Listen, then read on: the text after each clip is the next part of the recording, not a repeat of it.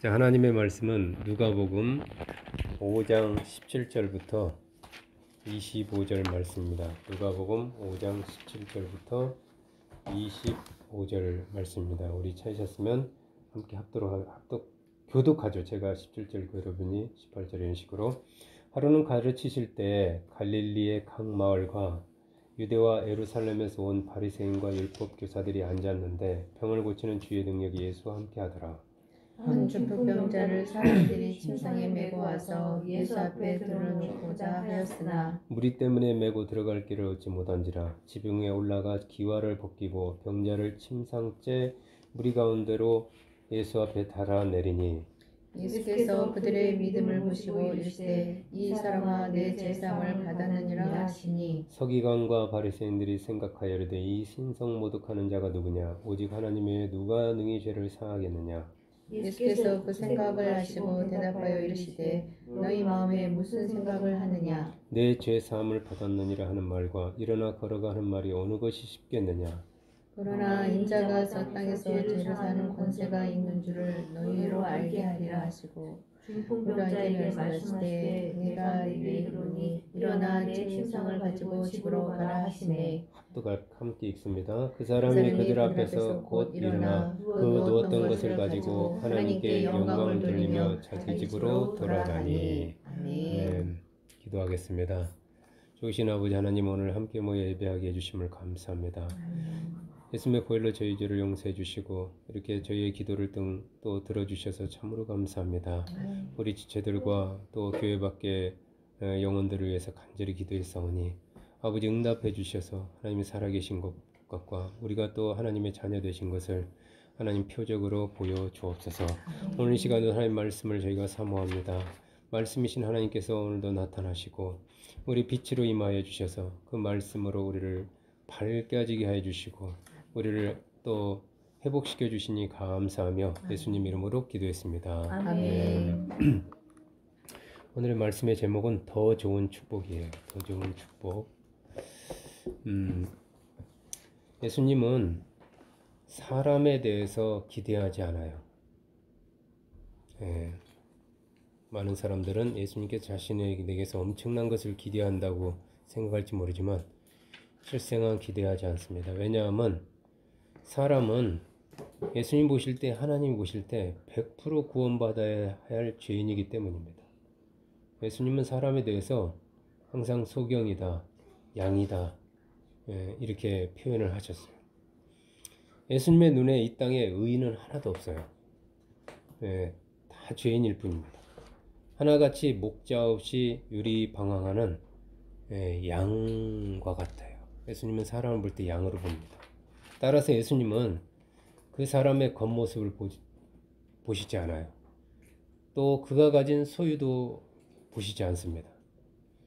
예수님이 사람을 볼 때 유일하게 보시는 것이 있는데 바로 그 사람의 그 영혼의 상태와 그리고 그의 그 믿음입니다. 믿음.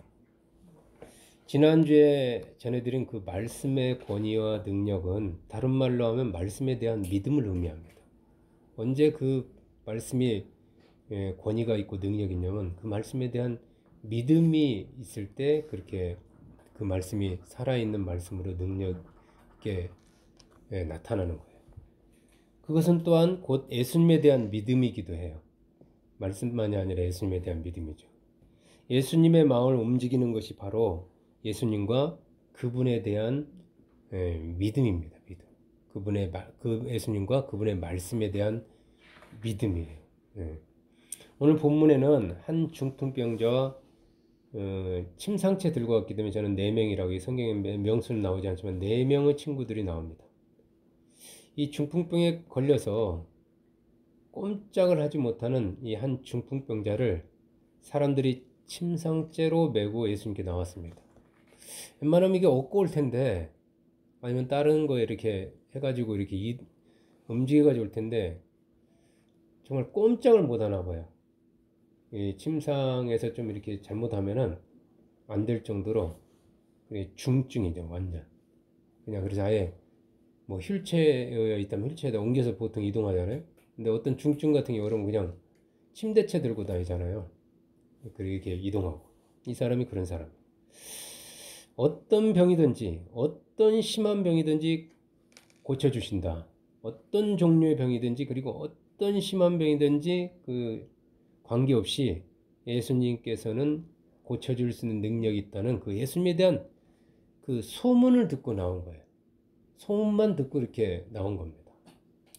이 소문만 듣고도 병을 고치기 위해 나온 것이 바로 그들에게 믿음이 있다는 증거예요. 여러분도 믿음이 있는 겁니다. 저는 믿음이 없는 것 같아요. 그래. 믿음의 그 차원이나 수준이나 어떤 종류가 있지만 하여튼 믿음은 겨자씨와 같기 때문에 안에 믿음의 씨가 있는 것 뿐이에요. 나무가 되어 있느냐? 아직 씨 상태로 있느냐? 아니면 싹이 났느냐? 꽃이 피었느냐? 이런 개인차가 있을 수 있지만 겨자씨만한 믿음도 있어도 산을 옮길 수 있거든요.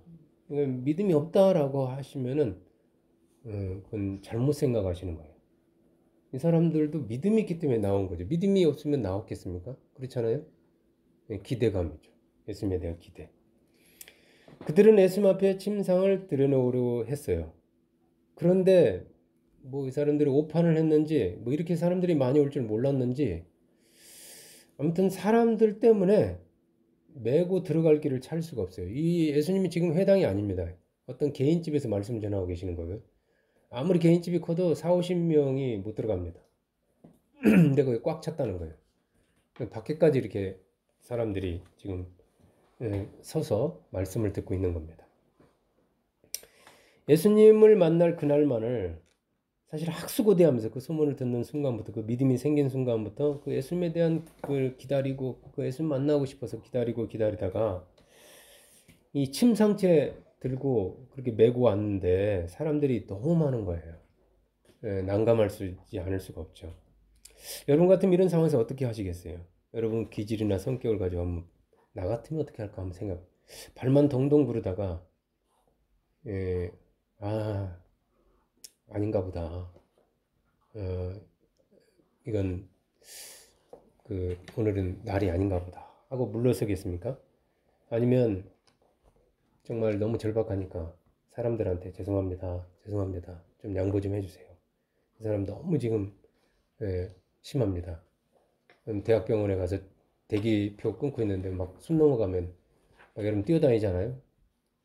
조금만 양보해 주십시오. 정말 위험합니다. 하면서 그렇게 사람들의 양해를 얻어서 어떻게든 앞으로 여러분 나아가시겠습니까?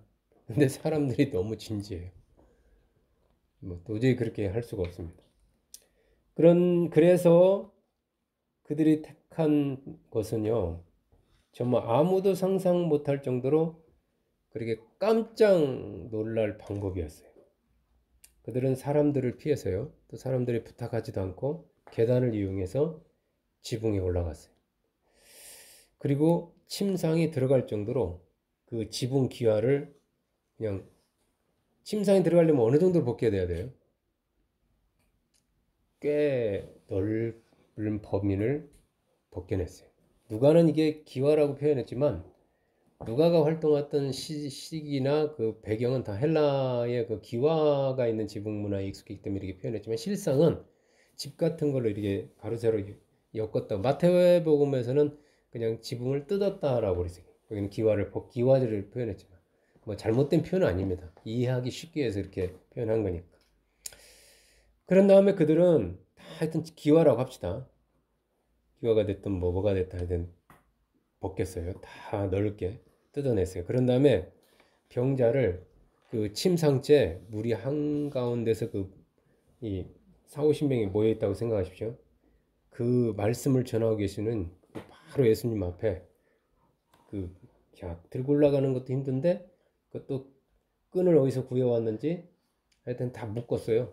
묶어가지고 그 앞에 낙하하듯이 이렇게 달아내렸어요. 이것이 바로 믿음이에요.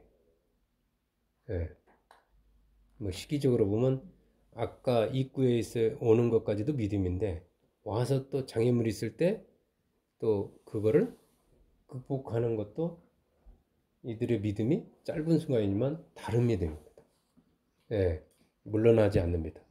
자신의 체면이나 명성을 지키기 위해서 사람들 눈치나 보고 혹은 사람들 평판 따라 움직이지 않고 또 환경과 상황을 핑계하면서 그렇게 핑계하지 않은 채 오직 예수님께 나아가겠다는 그 믿음.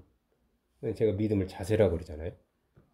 그리고 예수님을 만나기 위해서라면은 그분의 말씀을 듣든 그분께 무엇을 부탁하다 하여튼 어떻게든 그러려면 예수님 만나야 되는데 그 예수님 만나기 위해서라면 그 어떤 장애물 앞에서도 물러서지 않고 그 수많은 난관이나 어려움, 심리적 그런 모든 장애물을 정면으로 하여튼 돌파하는 저는 전진하는 믿음, 성장하는 믿음이 진짜 예수님이 좋아하는 믿음입니다.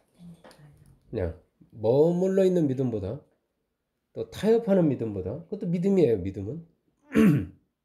그리고 저 뒤에서 그냥 관망하는 믿음보다 예수님 앞에까지 나와서 예수님을 타치하는 만나는 만지고자 하는 그 믿음을 예수님은 오늘 좋아하신다는 걸 알 수가 있어요.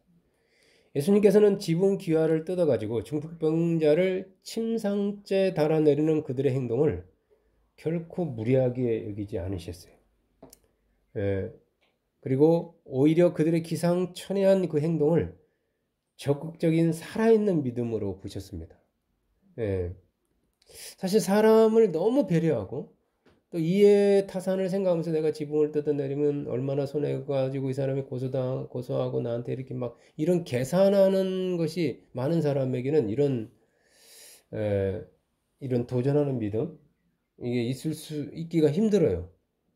너무 내가 이렇게 하면 사람들한테 피해 주지 않을까? 또 예수님이 나를 어떻게 생각할까? 너무 생각이 많으면은 사실은 그 행동하는 믿음이 어렵습니다.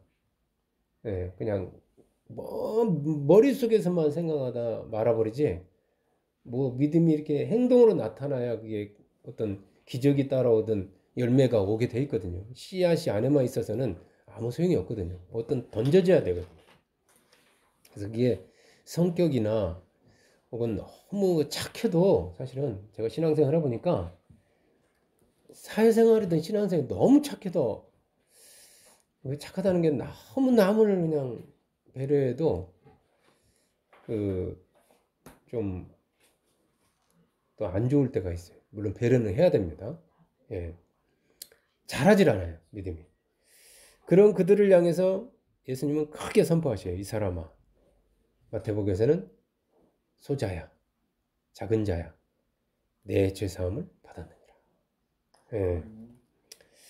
사실 이 말씀은 이 선포는 그들이 기대하고 원한 말씀은 아니에요. 지붕을 뜯으면서까지 친구를 예수님 앞에 데려다 놓은 그들이 기대한 말씀은요. 일어나 내 침상을 가지고 집으로 가라예요. 그 말을 듣기 위해서 온 거예요, 사실은. 병 고치기 위해서 온 것이지 뭐 죄사함을 받았다. 죄사함 받기 위해서 온 건 아닙니다. 그렇잖아요? 내가 교회 나올 때 원하는 것 같고 교회에서 또 예수님이 또 나한테 요구하신다든가 준 건 또 내가 무슨 성령을 원합니까? 내가 무슨 또 사명을 원합니까? 뭐 이렇게 할 수가 있어요, 여러분. 그냥 저는 그냥 마음의 평안을 원해서 나온 겁니다 라고 할 수도 있어요. 저는 병 고침 받기 위해서는. 근데 예수님 지금 다른 걸 주는 거예요. 그들 눈에는 다른 것처럼 보입니다. 마치 어린아이가 나 이거 뭐 먹을 거 달라고 하는데 그 손에 뭘 쥐어준 거예요? 10,000원짜리 쥐어준 거랑 똑같아요. 쫙 버릴 수도 있어요. 나 이거 원하는 건 이게 아니고 아이스크림 뭐 450원짜리 하나 아니면 1,000원짜리 하나인데 이게 뭐냐고 하면서 그 가치를 못 알아보고 개와 돼지 마냥 진주를 줬는데 돌로 여길 수도 있어요. 하여튼 그들의 기대와 달리 너무너무 실망스럽게도 예수님은 그 친구의 중풍병을 고쳐주는 대신에 엉뚱하게도 그들이 생각할 때는 정말 뭐지? 그의 하면서 그의 죄사함을 받아라 이렇게 받았느니라 그러니까 이거 받아라 그냥 선포해 주신 거예요. 사실 이것은요 지금까지 예수님의 사역과는 좀 다른 모습입니다. 차별성이 있어요. 지금까지 예수님은 병든 사람이 나오면 아무 조건 없이 그냥 즉시로 그들의 그 육체 질병을 고쳐주셨어요. 뭐 다른 얘기도 없어요. 뭐 베드로의 장모님 같은 경우도 열병이 있으면 열병만 떠나겠지 뭐 다른 거 해주지 않았습니다. 그냥 병만 고쳐줬어요. 근데 지금은 그 중풍병자의 중풍병을 고쳐주는 대신에 그의 죄를 사해 주신 거예요. 왜 그러셨을까요? 표면적 이유는요. 그 자리에 참석해 있던 서기관과 바리새인들 때문에 그래요. 이 청중에 따라서 예수님의 메시지나 그 내용이 좀 달라집니다. 네. 어떤 데 비유로 말해버려요. 직설로 하셨다가 그 안에 있는 사람들 때문에 그들은 이 서기관과 바리새인들은 하나님의 말씀을 전하시는 예수님을 그 말씀을 듣기 오기 위해 와서 와 있는 게 아닙니다. 지금. 이 사람들처럼 믿음이 있어서 예수님 앞에 온 게 아닙니다. 그들은 예수님을 하나님이 보내신 분으로 인정하지 않아요. 네, 어쩌면 그걸 확인하려고 나온 거예요. 그들의 전통과 그들의 율법의 이 메인체, 그 눈이 가려워져서 그 색안경을 끼웠잖아요. 전통이라는 색안경, 율법이라는 그 색안경을 끼고 지금 예수님을 바라보니까 예수님의 진면목이 안 보이는 거예요. 그래서 본질을 보지 못하는 지금 기머그리와 수영 같습니다. 말씀이 들려오질 않아요. 그렇죠? 그 전통과 그 율법이라는 그 선지식이라는 그 고정관념이 그들의 눈을 제대로 보지 못하게 하고 예수님의 말씀을 제대로 듣지 못하게 하고 있는 거예요. 자신을 인정하지 않는 그들 앞에서 중풍병의 치유 대신에 중풍병자의 죄사함의 선포와 같은 그런 본질적인 영적인 것을 건드림으로써 건드려가지고 그들을 지금 예수님은 자극하고 도발하고 계시는 거예요. 왜 어떻게 나올 거야? 이렇게 하면서. 아니나 다를까 중풍병자를 향해서 죄사함을 선포하시는 예수님에 대해 그들은 속으로 생각합니다. 겉으로는 아닙니다. 얼굴에 동요가 나타나요. 표정이 달라집니다. 이 신성모독하는 자가 누구냐? 오직 하나님 외에 누가 능히 죄를 사하겠느냐? 근데 이 사람은 자기가 죄를 사해야 돼. 뭐야 그러면 자기가 하나님이라는 거야? 이렇게 생각하는 거예요. 하면서 당장 예수님을 신성모독 범죄자로 판단해 버립니다. 그렇죠? 예수님에 대해서 예수님이 이렇게 생각까지도 이렇게 아셔요. 속으로 부정적인 판단을 하고 있는 그들을 향해 주님은 말씀하십니다. 그들을 향해서 말씀하시는 내 죄사함을 받았느니라 하는 말과 일어나 걸어가 하는 말이 어느 것이 쉽겠느냐? 너희 같으면 어떤 말을 하겠냐? 너희 같으면 지금 이 상황에서. 다시 말하면 너희 서기관도 바리새인이 이런 상황에서 이 사람을 향해서 무슨 말을 하겠느냐 이 말이에요. 여러분 생각 어때요? 죄사함의 선포와 치유의 선포 중 어느 것이 더 쉬워요? 다르게 물어볼까요? 어느 것이 더 안전합니까? 치유. 그렇게 생각하세요? 보통의 사람. 보통의 사람이라면 이게 되게 어려워요. 어떤 관점에서 이 질문을 받느냐에 따라서 더 쉽느냐 주님이 물어봤거든요. 더 안전하느냐 제가 그랬죠. 언뜻 보면요. 집사님은 이제 치유라고 하는데 죄사함의 선포가 치유의 선포보다 더 쉬워 보여요. 사실은. 왜 그러냐면요. 잘 들어보세요. 왜냐하면 죄사함의 선포는 이제 집사님의 관점은 다른 것 같아요. 저는 결과에 대한 것 가지고 말하는 거예요. 어떤 말씀 선포가 있으면 결과로 나타나야 되거든요. 그리스도가 말만 했는데 결과가 안 나타나면 이건 사기꾼이잖아요. 네? 치유사역자들이 자기는 치유사역자다 했는데 치유 안 일어나면 이건 쇼잖아요. 네? 왜냐하면요, 이 제3의 선포는 결과에 대해서 책임질 필요가 없기 때문에 그래요.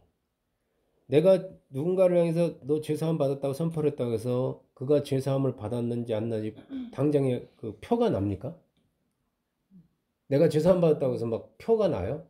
너 구원 받았다고 해서 막 구원의 표가 얼굴에 확 나타나고 막 갑자기 구원의 그 받은 결과가 막 현실 가운데 상황 가운데 막 일어나 버립니까? 그렇진 않아요. 제사함 받았다고 해서 어떤 분들이 자기는 제사함 받았는지 구원받는지 모르겠대요. 그게 당연해요. 이게 오감으로 느낄 수 있는 내용이 아니거든요. 구원받았다고 해서 성령이 왔다고 해서 막 갑자기 성령이 충만해지고 배가 안 먹고 밥을 안 먹어도 배부르고 막 날아갈 것 같고 그럴 느낌이 그런 감사나 저는 있었어요. 근데 오래 가질 않더라고요. 그 느낌이나 그런 기분, 그런 감정은. 오히려 시간이 가면서 내가 진짜 구원받았나? 안 받았나? 막 의심이 들 수도 있어요. 사실은 이 죄사함과 구원은. 확신이라는 게 뭐 들었다 안 들었다 할 수도 있는 거잖아요. 죄사함의 증거는 겉으로 표가 나지 않아요. 사실은. 성령이 왔다는 증거도 별로 표가 안 납니다. 성령은 바람과 같아서요. 바람이 어디서 부는지 여러분 뭐 바람이 보입니까? 하나님 영접했는데 예?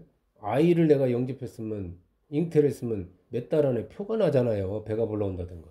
근데 성령은 영접했는데 1년, 2년, 10년 가도 배부르는 표정이 안 나는 사람이 있어요. 그냥. 다시 말해 자기가 구원받았는지 못 받는지도 모르고 산다니까? 그 안에 씨가 있어도. 제가 지난주인가에, 지지난주인가에 하나님을 사랑하니 그 뜻대로 부심을 입은 자들에게는 모든 것이 내가 하나님을 사랑하는지 안 사랑하는지 나는 이 말씀 관계없다. 아니 말씀에 지금 은혜 받으면 하나님 사랑한다고 내가 그랬잖아. 영혼은 하나님 말씀을 사랑하니까. 다시 말하면요. 이 제사함의 선포는 선포에 대한 책임, 즉 이혼 부담이 없어요. 예, 결과에 대해서. 반대로 치유의 선포는 달라요. 내가 누군가를 위해서 일어나 걸으라 그랬는데 안 걸어봐. 그럼 나는 뭐가 되는 거예요? 망신을 떠나서 나에 대한 신뢰, 나에 대한 모든 건 다 무너져 버린다니까. 그 말씀으로 되었는지 아니 되었는지 즉시 알 수 있는 게 이 치유 선포입니다. 그 결과에 따라서 나는 진짜 선자가 될 수도 있고 사기꾼이 될 수도 있는 위험 부담이 큰 도박과 같아요. 그래서 제가 그랬잖아요. 이단의 교주들이 다 비유로 해석해 버린다고. 자기가 바다 위를 걸을 수 있어. 오병이어를 일으킬 수가 있어. 죽은 자에서 부활할 수가 있어. 그러니까 다 영적 해석해 본다니까요. 가장 쉬운 게 위험 부담이 없는 게 영적 해석하는 거예요. 그냥 떡은 떡이 아니고 말씀이 떡이다. 막 이런 식으로. 그렇잖아요. 근데 예수님은 안 그랬어요. 그렇게 치유의 능력이 확실하지 않는 서기관의 바리새인 입장 아니면 이 서기관과 바리새인은 성경을 풀거나 뭐 성경에 대해 재판하는 그런 일인데 이 사람들은 뭐 이런 거하고는 전혀 관계가 없어요. 예. 그 사람들이 뭐 죄를 사해 준 적도 없고 뭐 그냥 죄에 대해서 설명을 했겠지. 예. 권위가 그래서 없어요. 딱 너 죄사함 받았다 이렇게 해주질 않아. 받을 수도 있고 아닐 수도 있다 애매하게 한다던가 분명하게 말하질 않아요. 그래서 바리새인 입장에서는 실질적으로 병을 고쳐서 자신을 증명하는 것보다 단순히 죄사함과 같이 말만 하는 죄사함의 선포가 더 쉬워 보일 수가 있어요. 이해하시겠어요, 이제 집사님? 그렇다면 예수님도 서기관이나 바리새인처럼 치유 선포가 그 치유 선포하는 것이 죄사함의 선포보다 위험 부담이 더 크고 자신의 그 신뢰, 자칫한 명성에 금이 갈까봐 지금 위험 부담이 덜한 죄사함의 선포만을 한 것일까요? 이미 우리는 답을 알고 있지만 아니에요. 예수는 그런 얄팍한 가짜 선지자, 가짜 그리스도, 가짜 그런 분이 아니에요. 모든 병을 고치는 능력이 우리 1절에 주님에게는 있어요. 근데 주님은 병 고치기 위해서 어떤 능력을 그때 받아가지고 하는 그런 분이 아니라니까요. 항상 주님 안에는 병 고치는 능력이 있어요. 그 입장에서 병 고치는 것 주님 아무것도 아니에요, 사실은. 그러면 하나님이 병 고치는 게 어렵습니까? 천지를 만드신 하나님이? 어렵지 않아요. 어쩌면 서기관과 바리새인들이 예수님의 꼬투리를 잡으려고 지금 두 눈 시퍼렇게 뜨고 지켜보는 상황에서 전국의 생중계가 되고 있다고 생각하십시오. 그 상황에서 치유 선포보다 죄사함의 선포는 더 위험 부담이 크다고 할 수 있어요. 사실은. 죄사함을 선포한다. 그걸 제가 아까 그들의 영적인 부분, 본질적인 부분을 건드렸다고 그랬잖아요. 더 위험한 겁니다. 죄사함의 선포는 그들의 생각대로 하면은 하나님을 자신을 하나님과 동격으로 여기는 신성모독죄에 걸릴 수 있기 때문에 그래요. 일부러 올무에 걸려 들어간 것처럼 보입니다. 그럼에도 불구하고 했으면 치유 선포 대신에 더 위험보담이 큰 죄사함의 선포를 한 겁니다. 예수님 입장, 바리새인 입장이 틀려요. 예수님, 우리에게는 죄사함의 선포가 더 쉬운 것처럼 보이지만 예수님 입장에서는 이게 더 위험하고 더 앞으로의 그 모든 거에 더 힘들게 만들 수 있는 그 지금 선포를 하는 겁니다. 그냥 두리뭉실하고 넘어가면 되는 건데. 사실 이 예수님의 누가 더 어떤 게 더 쉽겠느냐 이 질문은요. 무엇이 더 쉽고 어렵고의 질문이 아니에요. 사실은 더 들어가 보면 이 질문은 예수님 누군가, 내가 누군가, 그리고 무엇이 더 중요한가. 너는 어떤 걸 더 중요하게 여기느냐. 너는 무엇을 보느냐. 넌 나를 누구로 하느냐. 이런 본질적인 질문임을 그 예수님의 다음 말씀을 보면 잘 알 수가 있어요. 우리 24절 말씀 한번 읽어볼까요? 24절. 그러나 인자가 땅에서 죄를 사하는 권세가 있는 줄을 너희로 알게 하리라 하시고 중풍병자에게 말씀하시되 내가 내게 이르노니 일어나 내 침상을 가지고 집으로 가라 하시매. 아멘. 그렇습니다. 지금 예수님은 자신이 하나님의 아들 그리스도이심을 알게 하시기 위해서 그걸 다른 식으로 인자가 죄사함을 주는 권세가 있는 줄을 알게 하기 위해서 중풍병자에게 먼저 죄사함을 선포하신 거예요. 예수님은 죄사함의 선포와 이 치유의 선포를 선택사항으로 여기지 않았어요. 질문은 그렇게 어떤 게 더 쉽겠느냐 선택처럼 질문하셨지만 예수님 자신은 그렇게 그걸 별개로 이렇게 선택으로 여기지 않으셨어요. 주님은 둘 다 하실 수 있어요. 그것을 보여줌으로써 예수님이 진짜 하나님께서 보내신 인자, 즉 그리스도이심을 분명하게 보여주시는 거예요. 목적이 여기에 있는 겁니다.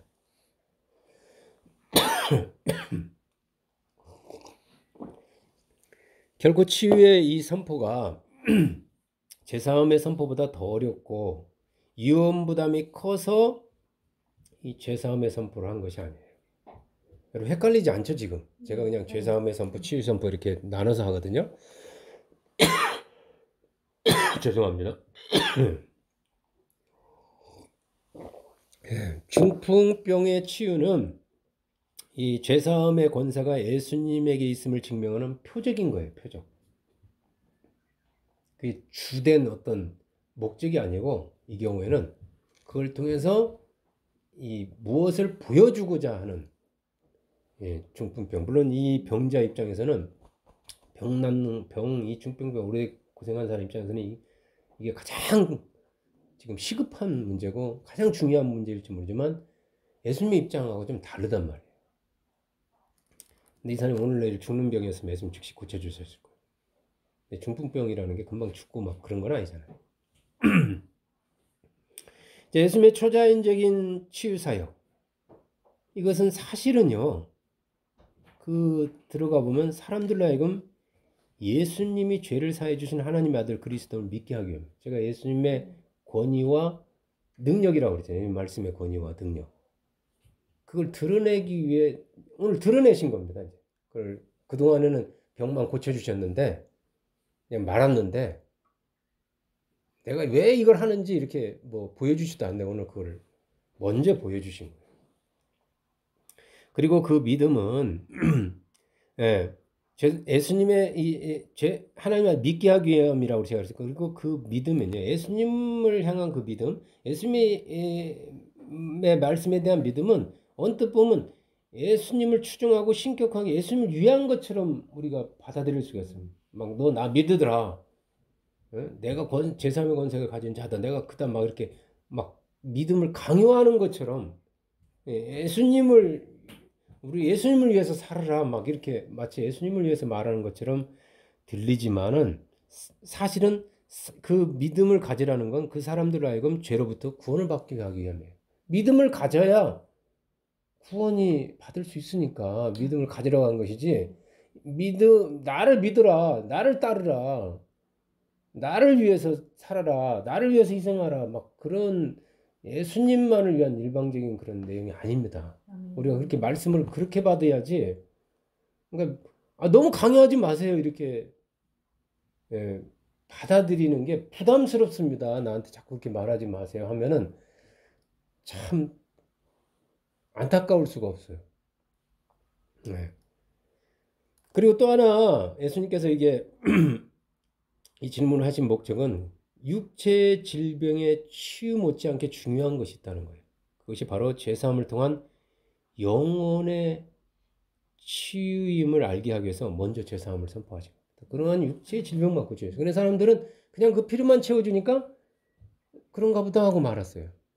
근데 예수님은 오늘 그 죄사함의 문제, 즉 영혼의 죄사함을 받아야 된다는 것을 이 사람아 내 죄사함을 받았느니라 아니라 그 영혼의 구원을 선포한 겁니다. 사실은 영혼의 구원이 중요하다라는 걸 말씀해 주시고 싶으셨던 거예요. 그래서 단순히 육체의 질병의 치유만 하시지 않고 오늘은 작심하신 것 같아요. 죄사함의 선포를 통해서 그 영혼의 치유를 먼저 행하신 거예요. 사람 분명히 영혼과 육신을 가지고 있거든요. 근데 우리는 드러난 우리 눈에 드러난 병이 뭐예요? 육신의 병은 그냥 여러 가지로 감지할 수가 있거든요. 의사는 그 영혼의 육신에 드러난 병을 고치는 사람입니다.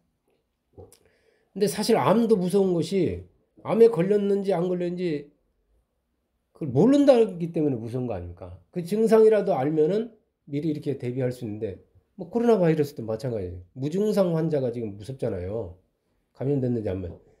이보다 더 무서운 것이 사실은 영혼의 감염입니다. 죄에 감염돼 가지고 지금 영혼이 심각한 사망의 병에 걸렸고 사망 상태에 있는데도 우리는 전혀 감각이 없다는 거예요, 지금. 예, 이 사람의 지금 중풍병보다 예수님의 눈에는 그 사람의 영혼의 그 중풍병이 영혼이 마비돼 있잖아요, 지금. 굳어져 있잖아요.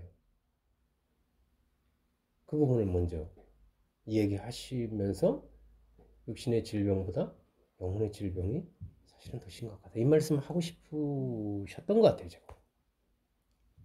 뭐 저의 해석일 수도 있지만 여러분 동의할지 안 할지 모르겠지만 그렇다면 중풍병자를 향해서 이 치유의 선포 대신에 죄사함의 선포를 먼저 하신 예수님의 말씀을 통해서 우리 믿는 자는 제가 이미 말씀드린 무엇을 좀 더 구체적으로 깨달아야 하고 깨달을 수 있을까요? 여러분 예나 지금이나 사람은 변함이 없어요. 사람들의 관심사항은 죄사함과 같은 그 영혼 구원이 먼저가 아닙니다. 사람들은 영혼의 구원에 대해서 관심이 없어요. 다시 말해 진리에 대해서 관심이 없어요. 종교에 대해서도 별로 관심이 없더라고요. 대화를 보면. 소수의 사람들을 제외하고요. 대부분의 사람들이 예수님을 따라다니는 이유, 예수님을 믿는 이유는 오직 현세적인 문제 해결, 현세적인 축복 때문에 그랬습니다.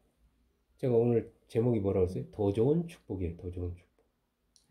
즉 육체의 질병 치유나 아니면 가난에서 해방되는 거, 부자가 되는 거, 그 다음에 내 자녀가 이 땅에서 성공하는 것, 내 남편이 배우자가 그래서 좋은 집에서 좋은 것 먹고 좋은 것을 누리며 사는 것과 같은 눈에 보이는 축복 때문에 그래서 여러분 수능 시험 보면은 막 안 하던 기도도 하고요. 그러는 걸 볼 수가 있어요. 사람들이 원하는 것은 먼 미래, 나중에 저 천국에서 받을 축복, 그리고 그 천국에서 받을 상급보다 지금 당장, 현재, 이 땅에서 눈앞에 보이는 부, 건강, 그리고 성공이고 내가 진 부채 해결하는 거, 빚진 거, 빚 다 갚는 거, 그 빚의 그 짐에서 벗어나는 것이지 죄의 짐 같은 거는 뭐 그렇게 중요한 게 여기질 않아요. 수많은 사람들의 그 기도 제목만 들어보아도 알 수가 있어요. 그리고 내가 하고 있는 그 기도 제목만 봐도 다 그래요. 오병이의 기적 이후 주님은 사람들을 향해서 사람들이 오병이의 기적을 보고서 그때 5천 명이 굶주렸던 사람들이 먹고 해결됐어요. 수만 명이 따랐다고 그랬어요. 수만 명이. 그래서 예수님을 왕을 삼으려고 그랬어요. 왕을 바꿔 정권 교체하려고 그랬거든요. 그런 사람들 향해서 예수님은 너희들이 나를 따르는 것은 좋아하지 않으셨어요. 표적을 본 까닭이 아니고 먹고 배부르기 때문이라고 했어요. 또 먹을 것 얻으려고 지금 이렇게 몰려다닌다. 그 말 듣고 많은 사람이 떠나갔거든요. 또 나 그런 기적 안 할 거야 라고 할 수도 있거든요. 만약에 예수님께서 여러분 죄사함 대신에 마귀가 유혹했던 것처럼 돌로 떡을 만들어서 팔든가 나눠줬다면은, 즉 육체의 치유나 부자 만들기 그런 강의를 하고 이 땅에서의 행복하게 사는 법 이런 강의를 했다면은, 그리고 즉 현세적인 축복 쪽으로만 예수님이 나갔다면은 서기관이나 바리새인들로부터 그 신성모독죄로 공격받지 않았을 거예요. 맞죠? 대신에 사람들로부터 엄청난 환영과 인기를 한 몸에 받았을 겁니다. 오늘날로 말하면 유튜브 뭐 매덕 뷰는 저리 가라 했을 거예요. 요즘 만일에 예수님이 요즘 같은 인터넷이 유튜브가 발달한 시대에 여러분 나타나서 예수님이 지금 사역한 것 중 몇 것만 해도 난리 납니다. 난리 나. 응? 난리 납니다. 정말. 지금도요, 저는 목사인데 말씀 전하는 사람들이 원하는 설교는 저에게 갈등이 있어요. 마음의 평안과 위로를 주는 설교 해주세요. 우리 자녀들을 위한 설교 해주세요. 현세에도 어떻게 하면 내가 성공할 수 있죠? 그런 축복을 받는 설교를 원하는 거를 간절히 그를 그 지붕을 뜯어내릴 정도로 원한다는 거를 제가 느낄 때가 있어요. 저는 부흥사로는 많이 안 가봤지만 부흥사들이 어느 교회 가면 감지하는 게 있거든요. 심지어 어떤 목사님은 그 부흥사님에게 주문까지 했는데 헌금 설교 좀 해달라. 너무 어렵다고 지금. 이거 참 난감해요. 자기가 하나님한테 말씀 받아온 거는 이거 전하라고 왔는데 헌금 설교해달라든가 아니면 재직들 너무 우리 교회는 재직들이 봉사도 잘 안 하고 충성도 안 하니까 그 재직들 좀 이렇게 좀 바꿔달라고 막 한다든가 하면은 참 여러분 같으면 난감하겠어 안 난감하겠어? 굉장히 불편할 것 같아. 나 이거 부흥 강사 이거 하기 힘드네. 우리 교회 부흥시켜 주세요. 막 이런다면 진짜 굉장히 이게 돈 받고 하는 거지만 참 난처할 것 같아요. 매주 목사들도 근데 막 타성에 젖어버리면 그냥 그 의식 없이 막 가는 수가 있어요. 청중에 맞는 설교를 막 택합니다. 본문은. 그러나 인자 되시는 예수님은요. 내가 의인을 부르러 온 것이 아니요 죄인을 불러 회개시키러 왔다. 고 하셨어요. 사람들이 막 예수님께 막 대접하려고 할 때, 부자들이 와서 막 헌금한다고 할 때, 막 이랬어요. 참 예수님 달라요. 또한 사람이 온 찬을 다 얻어도 자기 목숨을 잃으면 무엇이 유익하리요? 본질 하는데 사실 예수님이 본질입니다. 더 깊이 들어가 이렇게 말씀하셨고요. 두 눈과 두 팔을 가지고 지옥에 가는 것보다 차라리 한 눈과 한 팔을 잃을지라도 외눈과 외팔을 천국 가는 것이다. 사람들이 막 그 끔찍한 말씀도 막 서슴지 않고 하셨어요. 너 차라리 팔 하나 없는 게 낫다. 두 팔로 지옥 가는 것. 그렇게 하셨어요. 그러니까 어떤 인기 저 사람한테 저 사람 마음을 얻어야지 이런 게 없으셨어요. 물론 그 사람을 또 배려 안 하셨냐 뭐 엄청나게 같이 슬퍼하고 오실 때도 있고 불쌍해질 때도 있죠. 주님은 진실로 그 주님의 진심을 알면 사람들은 주님을 욕하지는 않습니다. 너무 냉정하다고도 하지 않아요. 주님이 진실로 원했던 거예요. 왜냐하면 주님은 천국을 아는 분이거든요. 천국에서 오신 분이거든요. 영혼을 알거든요. 이 땅이 전부가 아닌 걸 그분은 누구보다 잘 알거든요. 하나님이시잖아요. 이 세상이 전부가 아니고 이 세상에 너네 눈에는 보는 것들이 이 아름다움이 전부가 아니다. 그걸 주님은 아시잖아요. 그러니까 누가 더 안타까웠겠어? 우물한 개구리가 안타깝겠어? 우물 밖을 다 아는 사람이 안타깝겠어? 그래서 주님은 진실로 사람들의 눈에 보이는 현세의 축복 대신에 천국의 축복을 사모하기를 원하셨어요. 현실적 축복이라는 건 육신을 사는 동안에 이 세상에 80 먹는 동안에만 필요한 거지. 죽으면 아무짝에 쓸모없는 거잖아요, 사실은. 전 나이가 지금 이제 60 가까이 되는 거 더 절실히 막 느껴요. 막 허무하다는 생각이 들고 솔로몬의 말이요. 헛되고 헛되고 헛되다가 정말 맞는 것 같아요. 정신없이 살다가 60 맞았고 아무 미래도 없이 70, 80 맞으면 이게 어떻게 살까 하실 정도로 막 죽음이 가까이 오니까 더 그게 느껴져요. 여러분 지금 가난하세요? 너무 힘들어요? 지금 병 때문에 너무 힘들어요? 아니면 취업도 안 되고 장사도 잘 안 되고 또 결혼하고 싶은데 모아놓은 돈도 없고 능력도 없어서 결혼도 못하고 안 하는 게 아니라 아니면 결혼했는데 집도 없어요. 그리고 남의 집에 새들어 살면서 매일 그 월세 때문에 걱정해야 돼. 막 그냥 이사 때문에 지겹고 그렇게 자신과 자신의 삶이 정말 비참하다고 여기고 있습니까? 그렇게 생활하고 있습니까? 그렇다면 오늘 중풍병자와 그 친구들처럼 정말 주님 앞에 나가시기 바랍니다. 그리고 수많은 장애물이 있을지라도 그 장애물을 뚫고 반드시 주님을 만나시기 바랍니다. 포기하지 마시기 바랍니다. 주님이 길이고 주님이 여러분을 향한 답이 있거든요. 네, 그냥 포기하지 마시고 덮어두지 마시고 자기 본질적인 자기가 원하는 게 아닐지라도 다른 말을 할 거야 라고 하지 마시고 그냥 한번 다 가보시기 바랍니다. 오늘 주님은 중풍병자와 그를 메고 온 사람들의 믿음을 보셨다고 했어요. 제가 아까 주님 보시는 건 믿음이잖아요. 네? 너 이런 병 가지고 왜 나한테 왔어? 너 돈도 없잖아. 이렇게 하지 않는다니까요. 너 죄 많이 졌잖아. 너 하나님 앞에 형편없이 살다가 이게 뭐야? 이렇게 하지 않는다니까요. 뭐 지붕을 뜯어? 너 이게 어떤 지붕인지 알아? 누구 집인지 이렇게 하지 않으세요. 어쩌면 주님은 여러분에게 보통의 믿음보다 더 좋은 믿음을 원하시는지 몰라요.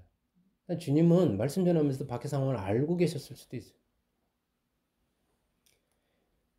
눈에 보이는 사람과 물질의 장애물이 있습니다. 분명히 주님 앞에 나가는 데는 사람의 장애물, 시간의 장애물, 여러 가지 물질의 장애물이 있어요. 몸의 장애물도 장애물이잖아요. 네?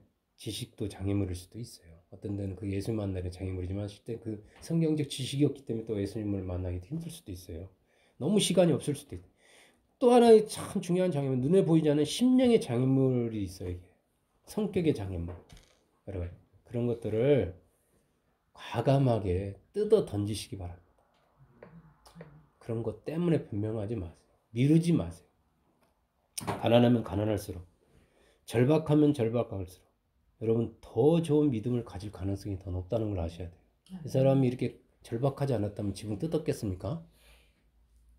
여유가 있다면, 아직도 살아갈 힘이 있다면 이렇게까지 했겠어요? 삭개오가 마음이 간절하지 않았다면 뽕나무 위에 올라갈 삭개오입니까?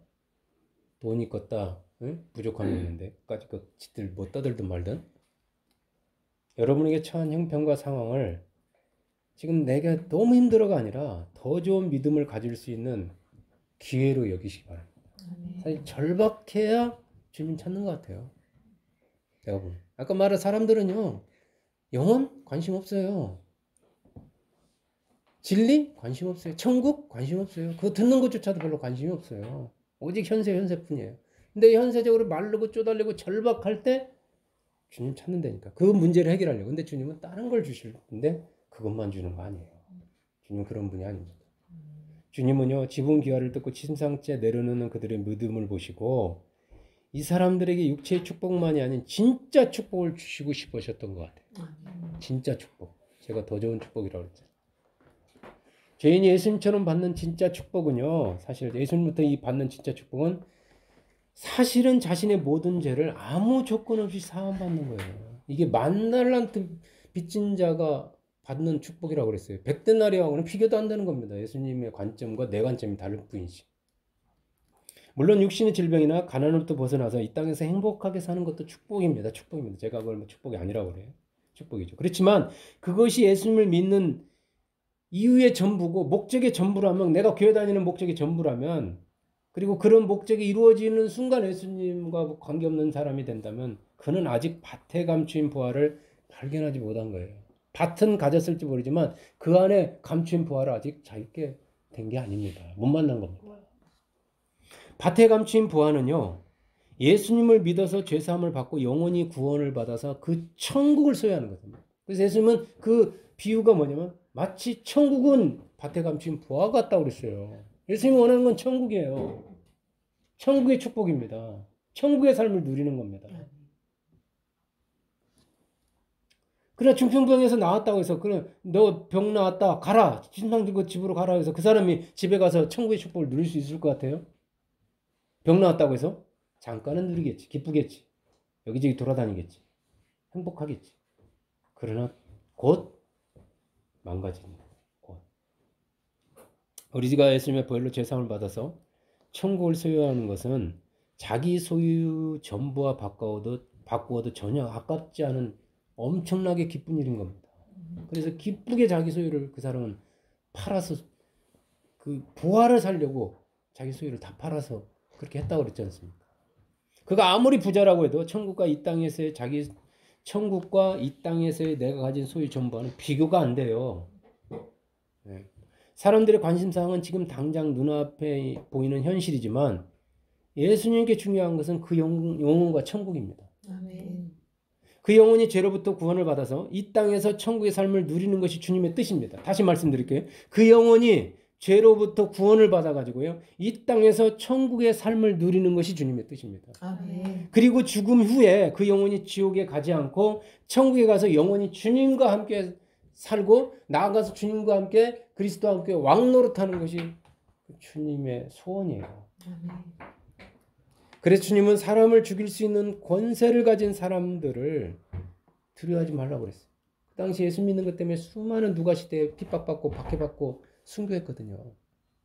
그 사람들을 두려워하지 말고 사람을 죽인 후에 또한 지옥에 던져넣는 권세 있는 하나님을 두려워하라고 했어요. 그만큼 죽음 이후에 그 영혼의 문제가 주님은 더 컸던 거예요. 중풍병자의 죄사함과 치유를 통해서 이 중풍 죄사함과 치유를 통해서 인자가 땅에서 죄를 사하는 권세가 있는 줄을 알게 하시고자 하셨던 주님께서는 오늘날 주님을 믿는 우리에게 치유의 권세, 축복의 권세와 함께 죄사함의 권세도 넘겨주셨어요. 아멘. 믿는 자에게는 축복의 권세가 있거든요. 외국 사람한테 축복기도 받으려고 그렇게 했어요. 제가 축복기도 해주는 거 많이 해줘야 되는데 한테는 좀 싫을 때가 있어요. 그것만 원하니까. 예. 우리 자녀들 축복해 주세요. 송구영신 예배 축복기도 받으려고 다 하루 나와서 막 줄 서 있는 거 보면 안타까울 때가 있어요. 우리에게 축복의 권세와 함께 여러분 죄사함의 권세도 넘겨주셨다는 걸, 인자가 세상에 죄사하는 권세가 있는지를 알게 하려고 했더니 여러분에게도 그 권세가 있다는 걸 주님 알기를 원하십니다. 그 권세 주셨거든요. 내 죄사함을 받았느니라 하는 말과 일어나 걸어가라 하는 말 중에 어느 것이 더 쉽겠느냐 고 물으시는 주님은 지금 우리로 하여금 일어나 걸어가려는 치유의 선포만이 아니고 내 죄사함을 받았는지라는 그 죄사함의 선포도 정말 담대하게 말하기를 원하십니다. 병을 고치는 주님의 능력과 함께 죄를 사하는 권세가 여러분에게 주어졌다면 이제 여러분은 어느 쪽을 더 선호하시겠어요? 이제 여러분은 어느 쪽이 더 쉽겠습니까? 이 세상을 살아가는 기준은 육체의 치유입니까? 죄사함의 영혼의 치유입니까? 주님은요 우리에게 둘 다 사용하라고 주셨고 주님도 둘 다 사용했어요. 어디 치우칠 필요가 없어요. 신유를 통해서 사람들의 육체를 채워주는 것이 더 인기가 좋고 더 쉬울 수도 있어요. 아까 이 집사님 말씀하신 거죠. 더 인기가 좋고 더 쉬울 수도 있어요. 더 적나라하게 말할까요? 더 돈이 될 수 있어요. 병 고쳐줘. 안 그래요? 더 많은 사람들을 모이게 할 수도 있어요. 그러나 진짜는요, 죄사함을 통한 영원 구원에 있음을 잊지 마시기 바랍니다. 아멘. 예수님 그 말씀이 그거예요. 인자가. 왜냐하면요, 사람들의 관심사항과 내가 갖는 관심사항과 달리 하나님께 진실로 중요한 것은요, 눈에 보이는 그 육체의 질병이 아니에요. 진짜 중요한 것은 눈에 보이지 않는 그 영혼의 질병이고 그 영혼의 치유입니다. 영혼의 질병 상태에서 육체의 질병 고쳐놓으면요, 그 영혼의 질병은 육체하고 연결이 되어 있기 때문에 금방 여러분 마음에 근심 마음이 이가 막 아프잖아요. 마음을 고쳐야지 계속 이만 고친다고 해서 그 사람이 됩니까? 불면증이 많다는 거는 여러 가지 뭐 예? 그 화학적인 그런 부족함도 있겠지만 정신적인 문제가 있을 수가 있거든요. 우울증이 있다는 건 그 사람이 성격이 소심할 수도 있겠지만 영적인 문제일 수도 있는 거잖아요. 그걸 방치한 채 놔둔 채 눈에 보이는 걸 계속 고친다? 환경을 바꾼다? 사람이 변해야죠. 영혼이 변해야죠. 내가 변해야죠. 그렇게 예수님께서는 저와 여러분에게 다른 사람들의 죄를 사해주고 그 영혼의 질병을 고쳐서 그로 하여금 천국을 소유하게 할 수 있는 어마어마한 권세를 사실 이게 진짜 권세입니다. 권세를 주신 거예요. 진짜 축복권이고 천국에 들어갈 수 있는 이 죄사함의 권세를 가진 여러분, 누군가를 나도 천국에 들어갈 이 죄사함의 권세라는 그로 하여금 천국에 들어가게 할 수 있는 권세를 나한테 준 거예요. 이걸 가진 여러분이야말로 이 도시의 도지사나 혹은 시장보다 훨씬 큰 권세를 가진 거예요. 도지사도 권세를 가졌고요. 시장도 권세를 가졌고 대통령도 8.15 특사를 사면해 줄 수 있는 권세를 가졌잖아요. 사면의 권세. 대통령이 박근혜를 풀어달라고 요즘 그러잖아요. 박근혜 대통령을. 왜냐하면 대통령이 무슨 권세가 있어요. 그래요. 그런 막 32년 형 받아 30m 감옥에 있는 사람도 풀어줄 수 있는 권세가 대통령한테 있다니까요. 그 권세도 커가지고 대통령 되려고 하는데, 예? 그리고 해결하려고 청와대에 막 그 청원을 하는데, 여러분에게는 그보다 더 큰 권세가 있는데도 전혀 없어. 몰라. 도지사나 시장이야 기껏 도청이나 시청에 들어갈 수 있는 권세를 가졌잖아요. 그리고 뭐 자기가 할 수 있는 자리 몇 자리 그 사람 임명해 줄 수 있는 권세를 가졌잖아요.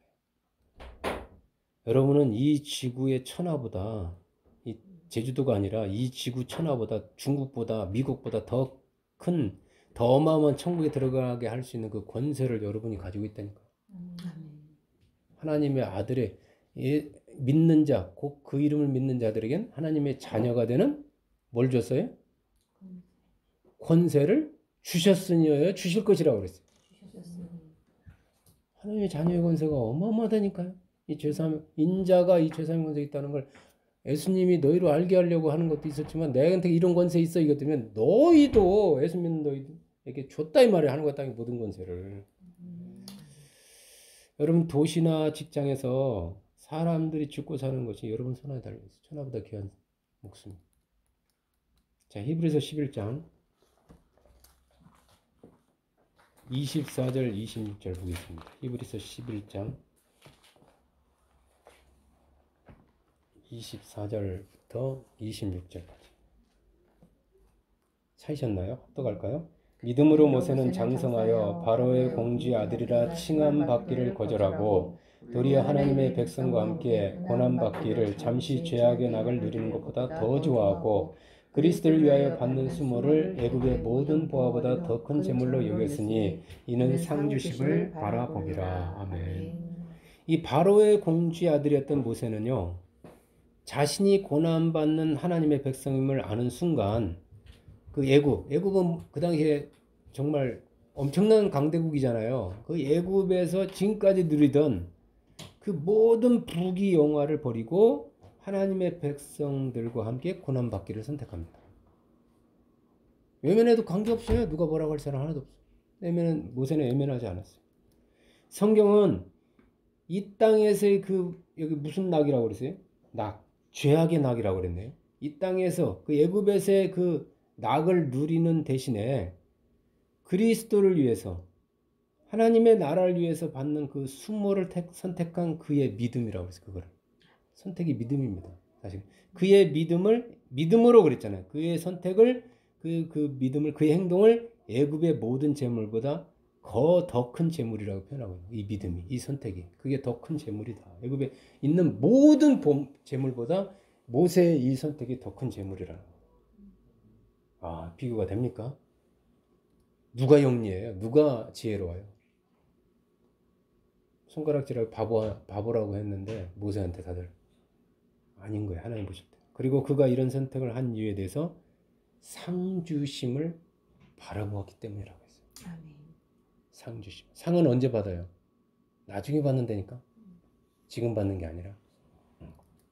저와 여러분이 예수님께 주신 이 죄사함의 권세를 사용하게 되면요. 어쩌면 예수님께서 서기관들과 바리새인들에게 판단받고 또 이렇게 속으로 정죄하시고 막 이런 그 판단받으셨던 것처럼 사람들로부터 멸시와 수모와 손가락을 받을지도 몰라요. 별로 안 좋아한다니까요. 안 좋아할 수도 있어요. 여러분이 현세의 행복만을 바라보는 그 믿음이라면 그것도 믿음입니다. 이 권세를 사용하는 것이 망설여질 거예요. 그러나 여러분의 믿음이 모세처럼 장차 천국에서 받을 상주심을 바라보는 믿음이라면 여러분은 기꺼이 이 죄사함의 권세를 사용하시는 것에 대해서 주저하거나 망설이지 않을 겁니다. 왜냐하면 애굽의 모든 그리스도를 위해서 받는 고난이 애굽의 모든 보화보다 더 크다는데? 밭에 감추인 보화 같다는데? 그 권세를 여러분이 사용함으로써 받는 수모를 애굽의 모든 부하보다 더 큰 재물로 여기고 그 권세 쓰는 것을 더 좋아할 것입니다. 물론 수모도 따라오지만 박해도 따라오지만 멸시도 따라오죠. 죄사함을 통한 영혼의 구원이야말로 진짜 주님의 축복이기 때문에 예수님이 그냥 병 고치고 보내줄 수도 있었어요. 근데 그렇게 하지 않으셨잖아요. 사랑하는 여러분, 중풍병을 고치기 위해서 지붕을 뜯어낼 정도로 절박한 사람을 위해서 주님은 먼저 죄사함의 축복을 선포해 주셨어요. 그 사람들이 원하는 건 병만이었지만, 병 고침만이었지만 그들이 알지 못하는 하늘의 축복을 열어줬다니까요. 육신의 질병으로부터 치유되어서 정말 건강한 모습으로 이 땅에 사는 것을 주님도 원하십니다. 그 어느 한쪽만 했다면 주님은 그걸 무시한 걸로 여기겠지만 다 해주셨잖아요. 근데 무엇이 문제고 무엇이 더 중요한지를 알라 이 말이에요. 우선순위가 뭔지를. 그러나 그보다 더 시급하고 더 중요하고 더 이게 우선해야 될 것이 그의 영혼의 구원입니다. 인기가 없던 서기관 바리새인들이 너 지금 뭐 하는 거야? 하든 주님은 그게 아닌 거예요. 나한테 정말 손해가 올 수도 있어. 어려움이 올 수도 있어. 때로는 이게 누명을 씌울 수도 있어요. 제가 매일 보혈 찬송하죠. 예배 전에. 지겨울 수도 있어. 애들이 외워. 아니 목사님 매일 보혈 찬송만 하세요? 있어서 그래요 저는. 그냥. 아니면 말씀 얘기만 하세요 왜? 지난주 같은 게. 왜 저희 다른 거 좀 무슨 다른 거 할 줄 몰라요? 할 수도 있어요. 네. 여러분이 그 부분에 못 들어갈 수 있어서 그런 것도 있을 수도 있겠지만 아니에요. 가는 말에 채찍을 더 해야 돼요. 사람은 시간이 지나면은 또 흐릿해지더라고. 갈수록 보혈이 뚜렷해진 게 아니라 갈수록 보혈이 흐릿해지고 다른 것이 더 뚜렷해지고 다른 것이 더 선호하고 다른 걸 더 좋아해. 왜? 그게 더 인기가 있고 그게 더 사람들이 좋아하니까. 다수가 좋아한다고 해서 주님이 원하는 게 아닙니다. 네. 바라기는 저와 여러분이 현세적인 이 축복에만 매달지 말고 여러분을 포함해서 다른 사람들의 그 영혼의 축복까지 볼 수 있는 데까지 나아가시기를, 그런 믿음으로 성장하시기를 진심으로 주님의 이름으로 축복합니다. 아멘. 네.